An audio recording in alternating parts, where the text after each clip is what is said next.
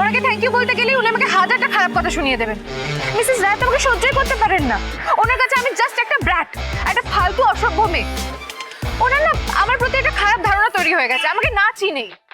তা নয় আরিয়া, দেখো শুভ যেমন তোমাকে চেনে না, তুমিও তো শুভকে চেনো না।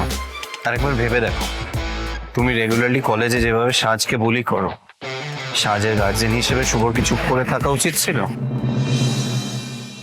আর যদি সাজের জায়গায় তুমি থাকতে, তোমার মা বাবার খারাপ লাগতো না? তারা কি চুপ করে থাকতো? আরিয়া, তোমরা আমাদের ছেলেমেয়ের বয়স, তাই বড় হিসেবে আমরা তোমাদেরকে এটুকু শাসন করতে পারি না?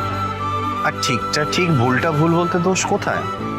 তোমাদের ঠিক পথে নিয়ে যাওয়া সেটা তো আমাদেরই রেসপন্সিবিলিটি, তাই না? আর দেখো, শুভ কিন্তু তোমার খারাপ চায় না আরিয়া, নইলে আজকে কিন্তু তোমার সঙ্গে তালে তাল মিলিয়ে ওই ছেলেগুলোর সাথে লড়তো না। ও এটা করেছে কারণ এখানে তুমি ঠিক ছিলে আর ওরা ভুল। হ্যাঁ,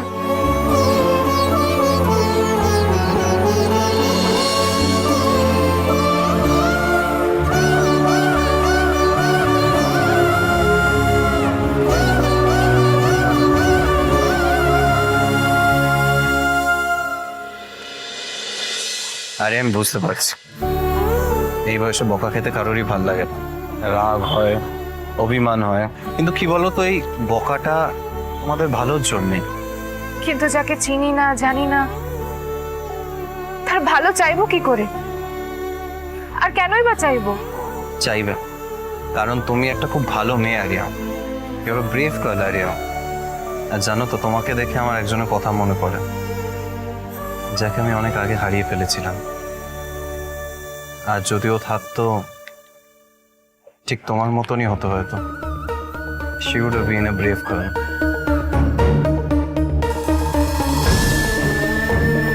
জানি না কেন মনে হলো আমার বাবা আমাকে যতটা ভালোবাসে, তুমিও তোমার ওই হারিয়ে যাওয়া মানুষটাকে ততটাই ভালোবাসো।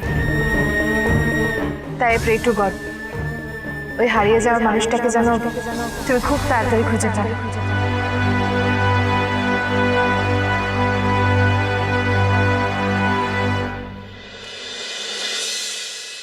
হ্যাঁ আরিয়া, শুনতে পাচ্ছ? হ্যালো, আপনি আপনি আরিয়ার বাবা বলছেন? হ্যালো, হ্যাঁ আসলে আরিয়ার ব্যাপারে না আপনাকে একটা কথা বলার ছিল। হ্যালো, তোমার কথা কেটে যাচ্ছে আরিয়া। হ্যালো হ্যালো, নেটওয়ার্ক ইস্যুর জন্য কিছুই শোনা যাচ্ছে না। হ্যালো হ্যালো, না পরে কথা বলে নেবো, এখন যে ইম্পর্টেন্ট কাজগুলো আছে সেগুলো আগে সেরে নিই।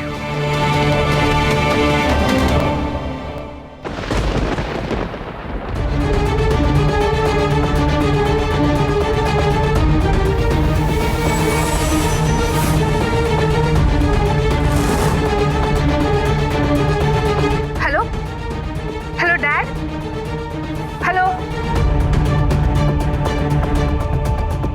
আপনি আমাকে সবসময় ভদ্রতা সভ্যতা নিয়ে এত বড় বড় লেকচার দেন, আপনি নিজে জানেন না অন্যের ফোন রিসিভ করাটা ম্যানারলেস বিহেভিয়ার। এই একদম তুমি আমাকে ম্যানার্স নিয়ে কথা বলতে আসবে না। তুমি নিজেকে এতটা স্মার্ট বলো, অথচ এইটুকু বোঝার ক্ষমতা নিয়ে আমি ফোনটা কেন রিসিভ করলাম? আস্তে আস্তে, কি কি হচ্ছে, এটা কি চেঁচাচ্ছ কেন? কেন চিৎকার করবো না? ও এত সব সময় বড় বড় কথা বলে, অথচ এটুকু বুদ্ধি নেই আমি কেন ফোনটা রিসিভ করেছি। ওর বাবা ফোন করছিলেন, আমি ইচ্ছে করে ফোনটা ধরলাম যাতে ওর বাবাকে জানাতে পারি যে মেয়েটা ফোনটা এখানে ফেলে গেছে। এইটুকু বুদ্ধি দিয়ে লজিক্যালি ভাববে না, খালি এসে গাক গাক করে চিৎকার করবে। কি না, ওকে তো মেজাজ দেখাতে হবে সারাক্ষণ। মেজাজ আমি একা দেখাই, আর আপনার মুখ থেকে মধু ঝরে, তাই না? আরে বাবা, এরা তো দেখা হলেই ঝগড়া করা শুরু করে দিচ্ছে। কি হচ্ছে এটা? কি এটা? আঙ্কেল, এই জন্য আমি বলেছিলাম, এই জন্য ওনাকে আমার ভালো লাগে না। উনি না সুযোগ পেলেই আমাকে চারটে বাজে কথা শুনিয়ে দেন। আর শুধু আমাকে কেন, উনি আমার গোটা জেনারেশনকে সহ্য করতে পারেন না। এই একদম বাজে কথা বলবে না।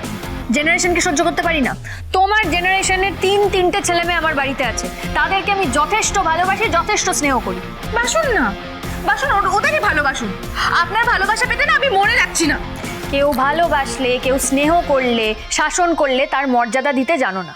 আজকে এখানে দাঁড়িয়ে বলছি, ভবিষ্যতে যখন তুমি মা হবে আর নিজের মতো একটা মেয়ে পাবে, তখন বুঝবে যে বাবা মারা কেন শাসন করতেন। জান না, আপনি নিজের সন্তানদের যত খুশি শাসন করেন। টাইম আউট প্লিজ তোমরা ঝগড়াটা বন্ধ করো, আর ঝগড়া না। আর আন্টি তো যা করেছেন, ফোনটা ধরেছেন তোমার ভালোর জন্যই করেছে। আর শুভ, কি হচ্ছে এটা? কি একটা বাচ্চা মেয়ে, ওকে তো আরে ভালোভাবে বোঝাতে পারতো। তা আমি ঝগড়া করতে গেছি না। আচ্ছা ঠিক আছে, কেন ওর সঙ্গে ঝগড়া করছো? ভালোভাবে বোঝালেই তো বুঝেছে তো। ম্যাডাম আপনাদের ডিনার এসে গেছে। Thank you. শান্তভাবে করে বোঝা। আঙ্কেল, আমি ফোনটা পেয়ে গেছি, এবার আমি আসলাম। আরিয়া,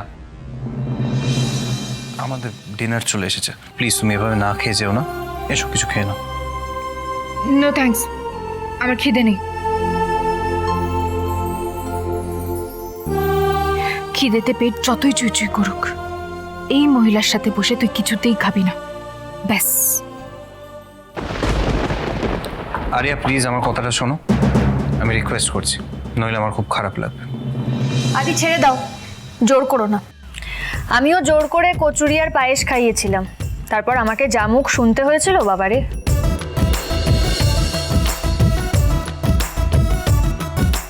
শুভ, কি হচ্ছেটা কি? একটা বাচ্চা মেয়ে হেজিটেট করছে, তাই জন্যই না বলছে এভাবে। না আদি, আমার শিক্ষা হয়ে গেছে। তুমি যত জোর করবে তোমাকে শুনতে হবে যে কি স্বাধীনতায় হস্তক্ষেপ করছি, ফ্রিডম কেড়ে নিচ্ছি। দরকার নেই তো, আমি চাই না ও আমাদের সঙ্গে বসে খাক। ও যেতে চাইছে যখন ওকে যেতে দাও, ছাড়ো তো যাক।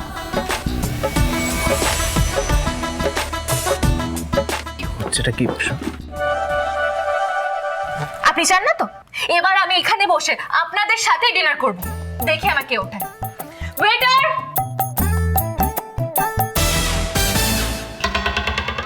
Yes madam.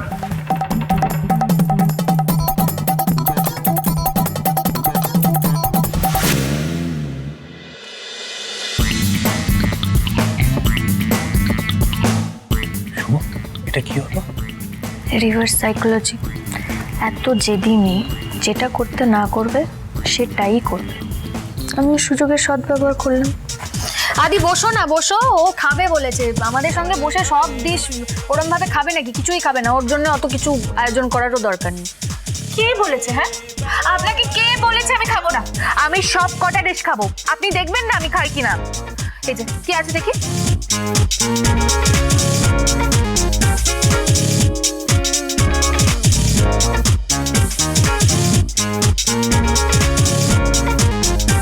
যাক, এত কিছুর মধ্যেও শুভ মুখে হাসিটা ফোটানো গেছে। কিন্তু ওকে যে কথাটা বলতে ডেটে আনলাম, সেটাই তো বলা হলো না। এবার বাড়ি ফেরার সময় জানাতে হবে যে আমাদের শ্রীর একটা খোঁজ পাওয়া গেছে।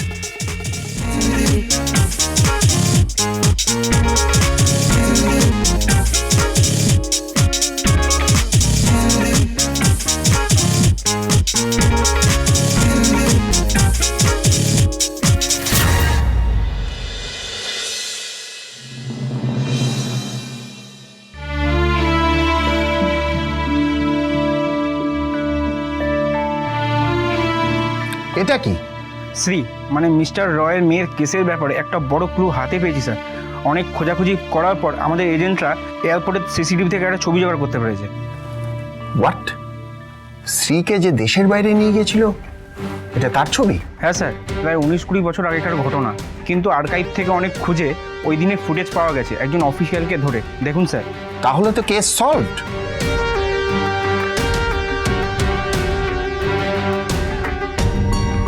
ইয়েস, এটাই তো শ্রীয়ের ছবি।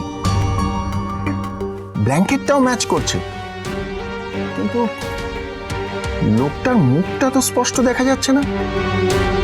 স্যার, আমি সাইবার ডিপার্টমেন্টের একজনকে ডাকছি, সে ছবিটাকে সফটওয়্যারে ফেলে যথাসম্ভব স্পষ্ট করার চেষ্টা করবে। হ্যাঁ, তুমি তাড়াতাড়ি করো। জানোই তো মিস্টার রায় বড় ক্লায়েন্ট, দিন রাত্রির উনি মেয়ের জন্য তাগাদা দিচ্ছেন।